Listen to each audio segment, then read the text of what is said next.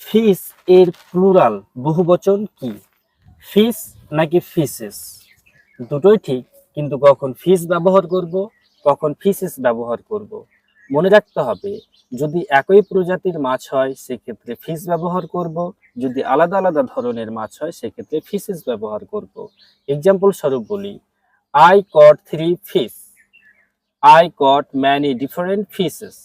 একই প্রজাতির মাছ হলে ফিশ, আলাদা আলাদা প্রজাতির মাছ হলে ফিশেস।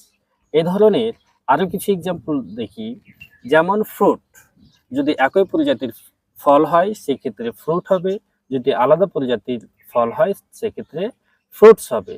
যদি বলি পিপল, জনগণ, জনগণ বলতে একই জাতির যদি মানুষ হয় সেক্ষেত্রে হবে পিপল, যদি আলাদা আলাদা জাতির মানুষ হয় সেক্ষেত্রে হবে পিপলস।